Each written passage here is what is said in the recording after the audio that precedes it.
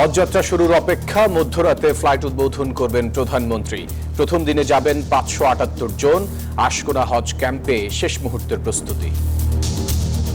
আমি সবার কাছে দোয়া চাবো যেন আমরা ঠিক মতো হজটা পালন করে আমরা দেশে ফিরতে পারি। খুব সুন্দরভাবে আমরা আসতে পেরেছি এবং আল্লাহ সুন্দরভাবে নিয়ে যাবে এবং হজ যে ক্যাম্পে আমরা খুব ভালো লাগছে। হাজিরা হল আল্লাহর মেহমান। মাননীয় প্রধানমন্ত্রী পরিষ্কারভাবে নির্দেশ দিয়েছেন, তাদের সাথে যদি সুন্দর আচরণ না করা হয়, তাদের সুযোগ সুবিধা যদি সঠিকভাবে দেখানো হয়, উনি ব্যবস্থা নিতে দ্বিধাবোধ করবেন। সংরক্ষিত নারী আসনে বিএনপির মনোনয়ন প্রত্যাশীদের সাক্ষাৎকার চলছে। 10 জনের নাম চূড়ান্ত করল জামায়াত। নতুন ফাঁসিবাদ আরো ভয়ঙ্কর হতে পারে, মন্তব্য বিরোধী দলীয় নেতার। সবখানে সরকারি দলীয়করণের অভিযোগ। বাংলাদেশের ঋণের কিস্তি স্থগিত করল IMF। অতিরিক্ত শর্ত সহ নতুন কর্মসূচি নিয়ে আলোচনা শুরুর প্রস্তাব। লেবাননে ইসরায়েলি হামলায় প্রায় ১৫০০ বাড়িঘর ধ্বংস। যুদ্ধবিরতির ফুরসতে শান্তি আলোচনার তোড়জোড়। এবং সিরিজের প্রথম ওয়ানডেতেই হাড্ডাহাড্ডি লড়াই। নিউজিল্যান্ডের দেয়া 248 রানের লক্ষ্যে ব্যাটিংয়ে বাংলাদেশ। স্বাগত নিউজ 24 সংবাদের সঙ্গে আমরা দুজন আছি। আমি জান্নাতুল সাদিয়া এবং আমি ফয়সাল মাহমুদ। দর্শক দেখছিলেন বিআরবি কেবলস সংবাদ শিরোনামগুলো। এবার বিস্তারিত। হজ যাত্রার প্রথম ফ্লাইটের বাকি আর মাত্র কয়েক ঘন্টা। রাত 12টা 20 মিনিটে প্রথম ফ্লাইটে আল্লাহর ঘরের উদ্দেশ্যে 419 মেহমান বাংলাদেশ ছাড়বেন। রাত 12:15টায় হজ যাত্রার উদ্বোধন করবেন প্রধানমন্ত্রী তারেক রহমান। শনিবার প্রথম দিন হজ যাত্রী নিয়ে 14টি বিমান ছাড়বে। এ উপলক্ষে আশকোনা হজ ক্যাম্পে শেষ মুহূর্তের প্রস্তুতি সেরে নিচ্ছেন হজ যাত্রীরা। হৃদয়ে দীর্ঘদিনের লালিত স্বপ্ন আর চোখে পবিত্র কাবা জিয়ারতের ব্যাকুলতা। আল্লাহর ঘরের মেহমান হওয়ার অপেক্ষায় থাকা প্রতিটি প্রাণ আজ পরম প্রশান্তিতে মগ্ন। রাজধানীর আশকোনা হজ ক্যাম্পে এখন উৎসবের আমেজ। শেষ মুহূর্তের প্রস্তুতিতে ব্যস্ত হজযাত্রীরা।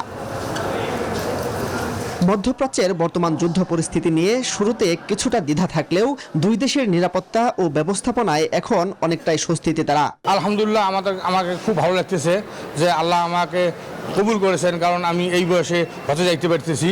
এই জন্য আল্লাহর কাছে আমি লাখো কোটি শুকরিয়া। আলহামদুলিল্লাহ। আল্লাহর কাবা ঘরের হজ করার জন্য যাচ্ছি, এই প্রথম যাচ্ছি। আমাদের সৌদি আরব এয়ারলাইন্সে আমরা 18 তারিখ রাত 2টা 20 মিনিটে আমাদের ফ্লাইট। তো আমি সবার কাছে দোয়া চাবো যেন আমরা ঠিক মতো হজটা পালন করে আমরা দেশে ফিরতে পারি।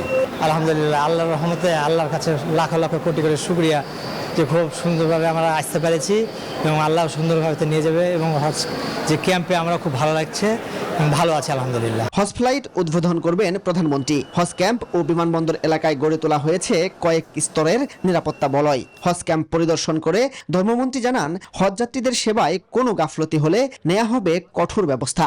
হাজিরা হল আল্লাহর মেহমান। মাননীয় প্রধানমন্ত্রী পরিষ্কারভাবে নির্দেশ দিয়েছেন, তাদের সাথে যদি সুন্দর আচরণ না করা হয়, তাদের সুযোগ সুবিধা যদি সঠিকভাবে দেখানো হয়, উনি ব্যবস্থা নিতে দ্বিধাবোধ করবেন। প্রথম ফ্লাইটে 419 জন যাত্রী নিয়ে উড়াল দেবে বিমান বাংলাদেশ এয়ারলাইন্স। প্রথম দিন 14 ফ্লাইটে ঢাকা ছাড়বেন 5778 জন। 21 মে পর্যন্ত চলবে হজ ফ্লাইট। হজের আনুষ্ঠানিকতা শেষে আগামী 30 মে থেকে শুরু হবে ফিরতি ফ্লাইট। 1 জুলাই শেষ ফ্লাইটের মধ্য দিয়ে শেষ হবে 2026 সালের এই হজ মিশন। মাসুদ সুমন, নিউজ 24, ঢাকা। হজযাত্রার আরও খবর জানাতে শাহজালাল বিমানবন্দর থেকে যুক্ত হচ্ছেন সহকর্মী মাহমুদুল হাসান ইমন। যাব তার কাছে। ইমন, হজযাত্রার প্রস্তুতির সবশেষ কি তথ্য আছে জানাবেন?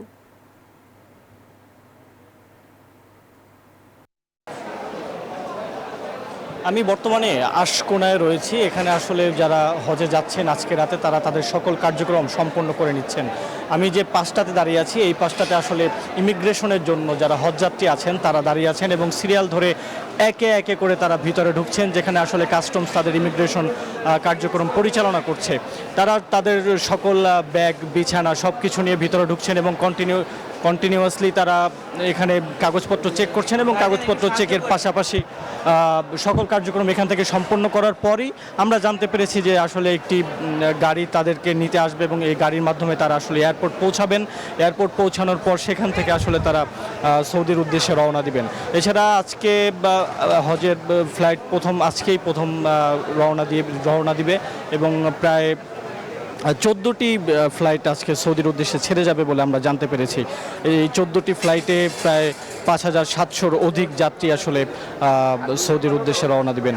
এছাড়াও আমরা যেটি জানতে পেরেছি যে এবার বেশ কয়েকজনের সাথে আমরা কথা বলেছি, তারা আমাদেরকে যেটা বলেছেন যে আসলে সার্বিক পরিস্থিতিতে তারা আসলে সরকারের প্রতি সন্তুষ্ট প্রকাশ করেছেন। এই ছিল আশকোনা থেকে আমার কাছে সর্বশেষ তথ্য। ফিরে যাচ্ছি স্টুডিওতে। সাদিয়া। ইমন, ধন্যবাদ আপনাকে। সংরক্ষিত নারী আসনে বিএনপির মনোনয়ন প্রত্যাশীদের সাক্ষাৎকার চলছে। বিকেলে রাজধানীর গুলশানে দলের চেয়ারম্যানের কার্যালয়ে এই সাক্ষাৎকার শুরু হয়। সভাপতিত্ব করছেন প্রধানমন্ত্রী ও বিএনপি চেয়ারম্যান তারেক রহমান। আইন প্রণয়নে যারা যথাযথ ভূমিকা রাখতে পারবেন তাদেরই মূল্যায়ন করা হবে, এমনটি জানিয়েছেন বিএনপির যুগ্ম মহাসচিব রুহুল কবির রিজভী। আজ রংপুর, রাজশাহী, বরিশাল ও ফরিদপুর বিভাগের মনোনয়ন প্রত্যাশীদের সাক্ষাৎকার নেওয়া হচ্ছে। বাল্যবিবাহ নিয়ে কাজ করব, মাদক নিয়ে কাজ করব, নারীর উন্নয়ন নিয়ে কাজ করব। যদি নির্বাচন দেয় আলহামদুলিল্লাহ, আর যদি দল সিদ্ধান্ত নিয়ে নেয় যে এককভাবে তারা কাউকে সিলেক্ট করবে, তাতেও সাধুবাদ জানাবো। আমার রংপুর যেহেতু একটা মঙ্গা কবলিত জায়গা, সেখানে তিস্তার চর, বিস্তীর্ণ চর, অস্বাস্থ্যকর পরিবেশ, শিক্ষায় পিছিয়ে আছে, মানে পিছিয়ে পড়া একটা জনগোষ্ঠী। তাদের জন্য আমি কাজ করতে চাই। সংসদে কথা বলা এবং কথা বলার জন্য এবং আইন প্রণয়নের ব্যাপারে যে জ্ঞান থাকা দরকার, যে শিক্ষা থাকা দরকার, এইসব বিষয়গুলো এখানে বিবেচিত হবে। সব কিছু বিবেচনা করেই আমাদের যে মনোনয়ন বোর্ড তারা চূড়ান্ত করবেন। দর্শক, গুলশান কার্যালয়ে আছেন সহকর্মী বদরুল আলম শাওন। সংবাদে যেমনটি বলছিলাম, আজ রংপুর, রাজশাহী, বরিশাল ও ফরিদপুর বিভাগের মনোনয়ন প্রত্যাশীদের সাক্ষাৎকার নেওয়া হচ্ছে। এই বিভাগগুলো থেকে আসলে কারা এসেছেন আর মনোনয়ন প্রত্যাশী যারা, তারাই বা কি বলছেন?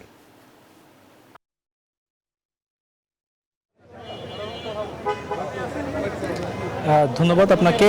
আসলে আপনি ঠিকই বলেছেন যে 5টি বিভাগের আজকে সাক্ষাৎকার গ্রহণ চলছে। সংরক্ষিত নারী আসনের যে 36টি আসন বিএনপি এবার পেয়েছে, সেই 36টি আসনের প্রার্থী বাছাইয়ের জন্য সেখানে মূলত এই 5টি বিভাগের যারা বিগত সময়ে বিএনপির আন্দোলন সংগ্রামের সাথে জড়িত ছিল, বিভিন্ন সময় আন্দোলন সংগ্রামে তাদের হামলা মামলায় জড়িত হয়েছেন এবং দলের বিভিন্ন পদ পদবিতে রয়েছেন, এরকম প্রার্থীরাই কিন্তু এখানে এসেছেন এবং মনোনয়নপত্র নিয়েছেন এবং জমা দেওয়ার পরে আজকে তাদের সাক্ষাৎকার গ্রহণ চলছে।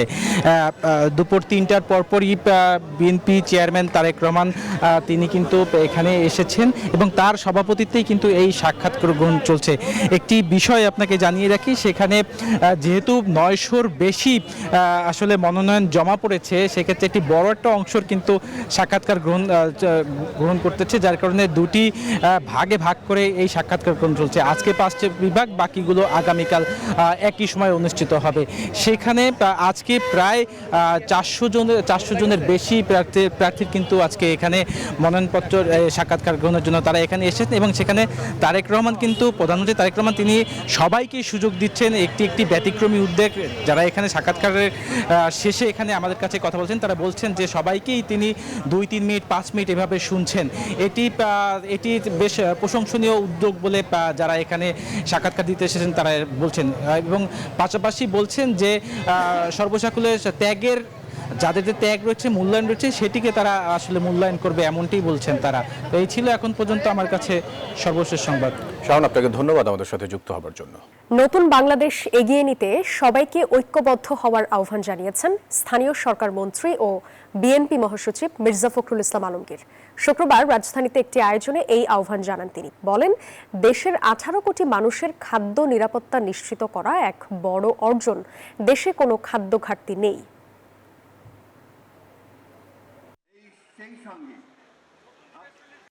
15 বছরের একটা ফ্যাসিস্ট শাসনের পরে যখন আমাদের দম বন্ধ হয়ে আসছিল, যখন আমরা কথা বলতে পারতাম না, যখন আমাদের প্রিয়জন হারিয়ে গেলে, নিখোঁজ হয়ে গেলে, তাকে আমরা খুঁজে পেতাম না, গুম হয়ে যেত। যখন আমরা চোখের সামনে দেখলাম 24শে জুলাইয়ে আমাদের ছোট ছোট ছেলেরা মেয়েরা তারা প্রাণ দিচ্ছে অকাতরে দেশের পরিবর্তনের জন্যে। জাতীয় সংসদে সংরক্ষিত নারী আসনে 10 জনের নাম চূড়ান্ত করেছে জামায়াতে ইসলামী। 68টি আসনের অনুপাতে 11টি সংরক্ষিত আসন পাবে দলটি। বাকি একজনের নাম সহ সোমবার আনুষ্ঠানিক তালিকা প্রকাশ করবে তারা। তালিকায় আছেন কেন্দ্রীয় নেত্রী নুরুন্নিসা সিদ্দিকা, মার্জিয়া বেগম, সাবিকুন্নাহার মুন্নি ও নাজমুন্নিসা নীলু। চট্টগ্রাম থেকে মেরিনা সুলতানা, সিলেট থেকে মাহফুজা খানম, বগুড়া থেকে সজেদা সামাদ ও মারদিয়া মমতাজ রয়েছেন। আরও আছেন জাকপা সভাপতি তাসমিয়া প্রধান ও এনসিপি নেত্রী ডক্টর মাহমুদা মিতু।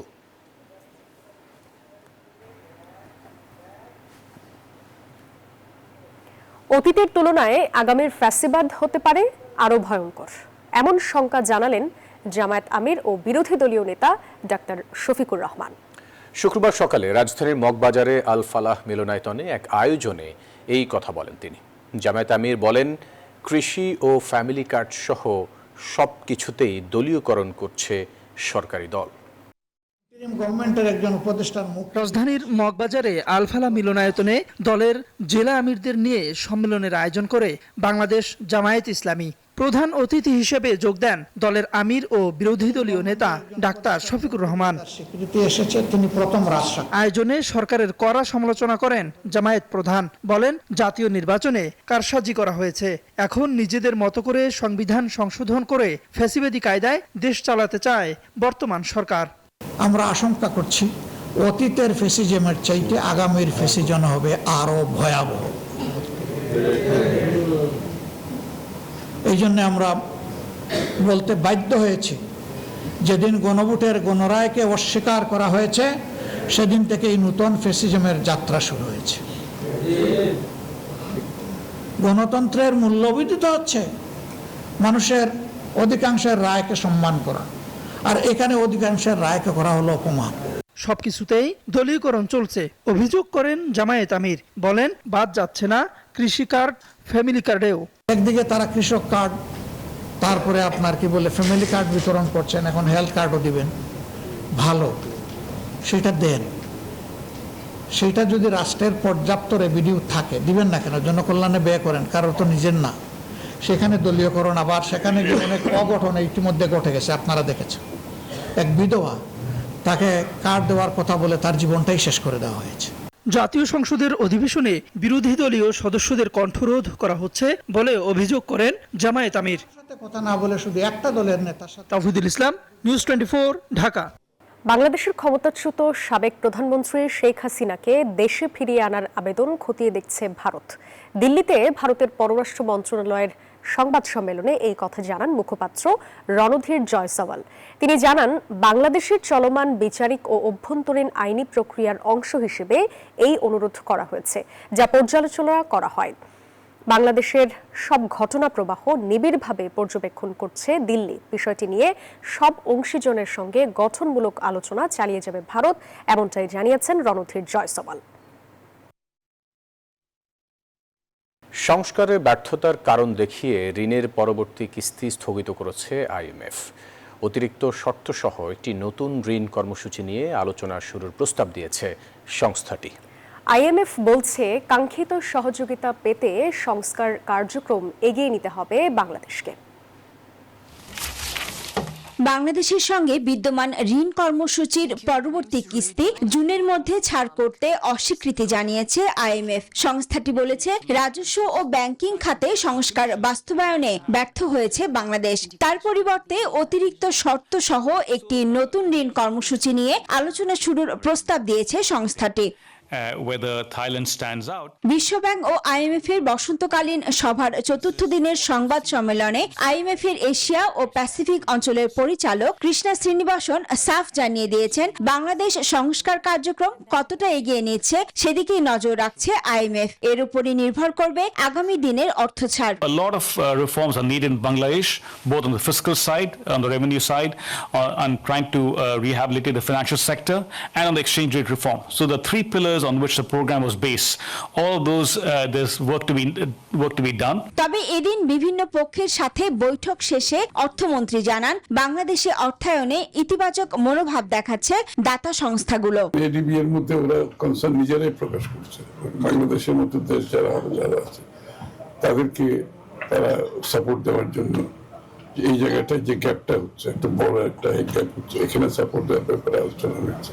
বিএনপির অর্থনৈতিক পলিসি ম্যানিফেস্টোর সাথে অ্যালাইন, এবং যেহেতু তারা অ্যালাইন, তারা এখানে সাপোর্ট দেওয়ার জন্য প্রস্তুত আছে।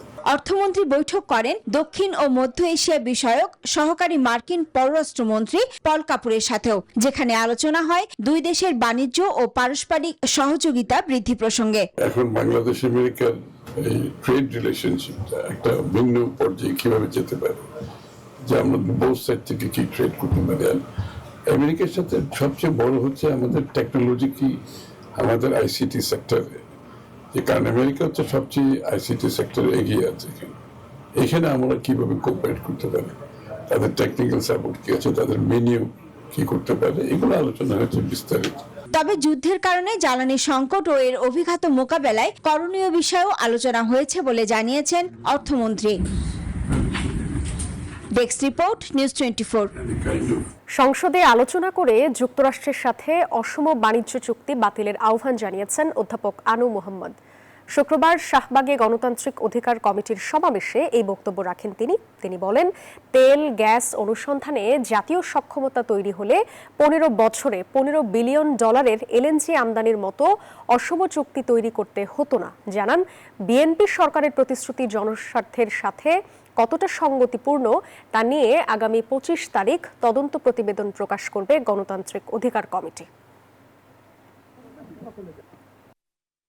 অন্তর্বর্তী সরকার যদি ন্যূনতম দেশের বা দেশের মানুষের প্রতি কোনো দায়বদ্ধতা থাকতো, কিংবা তাদের যদি কোনো যৌক্তিক বোধ থাকতো, কিংবা তাদের যদি মেরুদণ্ডের কোনো কিছু অবশিষ্ট থাকতো, তাহলে তারা বলতে পারতো যে আমরা এখন করতে পারবো না, আপনারা সামনে নির্বাচিত সরকারের সাথে আপনারা দেন দরবার করেন। সাপ্তাহিক ছুটির দিনে রাজধানীর বসুন্ধরা আবাসিকে মিনা বাজার সুপার শপে পণ্য কিনতে ভিড় করেন ক্রেতারা। হাতের নাগালে মানসম্পন্ন পণ্যের যোগান মেলায় গ্রাহকদের আগ্রহের কেন্দ্রবিন্দু হয়ে উঠেছে মিনা বাজার সুপার শপ। মাছ, মাংস, ফলমূল, শাকসবজি সহ সব পণ্য মিলছে একই ছাদের নিচে। এতে সন্তুষ্টির কথা জানান ক্রেতারা। মিনা বাজারে প্রায় আসা হয়, সাপ্তাহিক বাজার করতে এখানে আসলাম। খুব সুবিধাজনক, এখানে একসাথে সব পণ্য একসাথে পেয়ে যাই, পুরো সপ্তাহের বাজার, তাই জন্য এখানে আসা। এক্সপিরিয়েন্সটা একটু ডিফারেন্ট।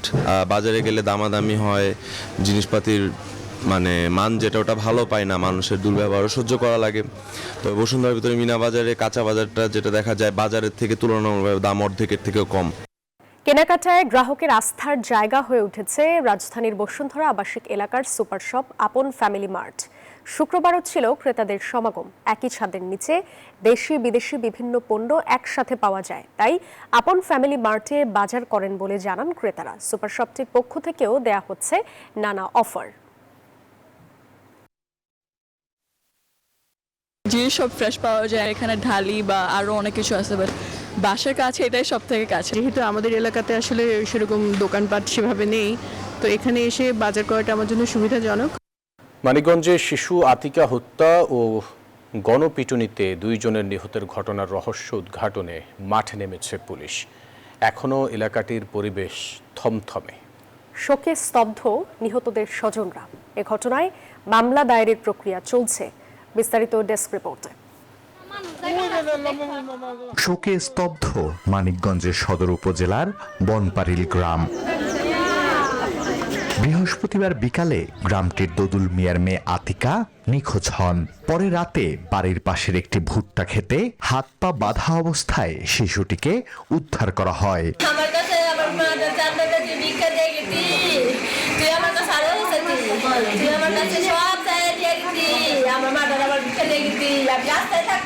হত্যায় জড়িত সন্দেহে শিশুটির স্বজন ও স্থানীয়রা নাইম নামে এক যুবককে আটক করে। তাকে উদ্ধারে স্বজনরা এগিয়ে গেলে শুরু হয় গণপিটুনি। প্রাণ হারান নাইমের বাবা পান্নু মিয়া ও চাচা ফজলু মিয়া। গুরুতর আহত হন পরিবারের আরেক সদস্য নাজমুল। আমার বলে ছোট পোলাই বলে এক মেয়ে মাইটা ফেলাইছে 4-5 জনে মিলে। আমার স্বামীর আর বড় পোলার আমার দেওয়ারে মাইরা ফেলাইছে ফোন করে নিয়ে। আমি চাই সরকারের কাছে জেনে দেয় সুষ্ঠু একটা বিচার হোক। দুটো ঘটনাই খতিয়ে দেখছে পুলিশ। 3 জনের মরদেহ মানিকগঞ্জ মেডিকেল কলেজ হাসপাতালে ময়নাতদন্তের জন্য পাঠানো হয়েছে।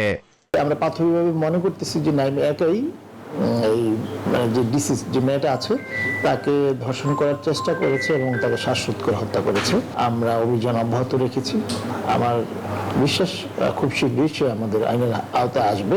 আবার যাদেরকে গণপিটুনি দিয়ে মারা হয়েছে ওই ভুক্তভোগীর ফ্যামিলি তো সে যত অপরাধী হোক কিন্তু তাকে তো পিটিয়ে মেরে ফেলতে পারে না। ঘটনার পর থেকে বনপাড়িল গ্রামে অতিরিক্ত পুলিশ মোতায়েন করা হয়েছে। Desk report, news 24।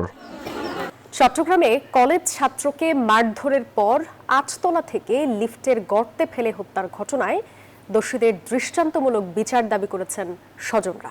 পুলিশের প্রাথমিক ধারণা পূর্ববিরোধের জেরেই এমন হত্যাকাণ্ড। এই ঘটনায় গ্রেপ্তার 4 জনকে কারাগারে পাঠিয়েছেন আদালত। বিস্তারিত জানাচ্ছেন নয়ন বড়ুয়া। সিসিটিভির ফুটেজে দেখা যায় চট্টগ্রামের কলেজ ছাত্র সাজিদকে লিফটের গর্তে ফেলে হত্যার আগে তাকে একদল কিশোরের ধরে নিয়ে যাওয়ার দৃশ্য। রোববার চকবাজারের বাকুলিয়া এক্সেস রোডের মৌসুমী আবাসিক এলাকায় এই ঘটনা ঘটে। স্থানীয়রা জানান, সাজিদকে ব্যাটারি চালিত অটোরিকশায় তুলে নিয়ে মারধর করা হয়। প্রাণে বাঁচতে দৌড়ে নির্মাণাধীন একটি ভবনের 8 তলায় উঠে পড়েন তিনি। তাকে ধাওয়া করে সেখানেও মারধর করা হয়। এক পর্যায়ে ফেলে দেওয়া হয় ভবনটির লিফটের গর্তে। ভোলাহানে দেখতেছি চিল্লাপাল্লা করতেছে, রাস্তার মধ্যে চিল্লাপাল্লা করতেছে, আর আমি উঠলাম। উঠে সবাইকে রাস্তায় দেখতেছি গেট তালা মারা। আবার দেখি কিছুক্ষণ পরে পুলিশ টুলিশ আসলো, ওখান থেকে লাশটা নিয়ে গেছে। সবাই বলতেছে ছিনতাইকারী তারা তাকে দৌড়ানি দিছে, তারপরে নাকি ফলের ভিতরে পড়ে গেছে। নিহত সাজিদ চকবাজারের একটি ভবনে ভাড়া থাকতেন। পড়তেন চট্টগ্রামের বিএফ শাহীন কলেজে একাদশ শ্রেণীতে। হত্যার ঘটনায় মামলা করেছেন নিহতের বাবা। পুলিশের ধারণা পূর্ববিরোধের জেরে এমন হত্যাকাণ্ড।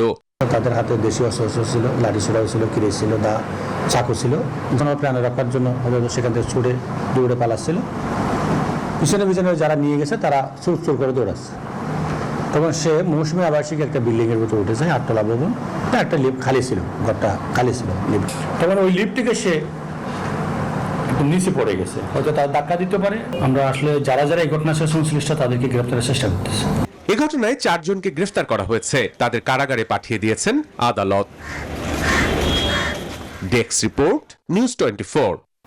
লেবাননে যুদ্ধবিরতির অবশিষ্ট দিনগুলোতে পুরোপুরি খোলা থাকবে হরমুজ প্রণালী, জানালো ইরান। এক্সে দেয়া এক বিবৃতিতে ইরানের পররাষ্ট্রমন্ত্রী আব্বাস আরাকচি এই কথা জানান। তিনি জানান, হরমুজ প্রণালী দিয়ে সব বাণিজ্যিক জাহাজ চলাচল করতে পারবে। এমন সিদ্ধান্ত নেয়ায় ইরানকে ধন্যবাদ জানিয়েছেন মার্কিন প্রেসিডেন্ট ডোনাল্ড ট্রাম্প।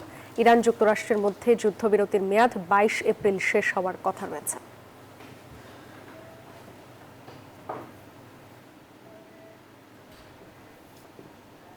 সিরিজের প্রথম ওয়ানডেতে ব্যাটারদের ব্যর্থতায় নিউজিল্যান্ডের কাছে হারল বাংলাদেশ। কিউইদের কাছে হার 26 রানের। মিরপুরে টস জিতে ব্যাট করতে নেমে 8 উইকেটে 247 রান তোলে সফরকারীরা। সর্বোচ্চ 68 রান করেন হেনরি নিকোলস।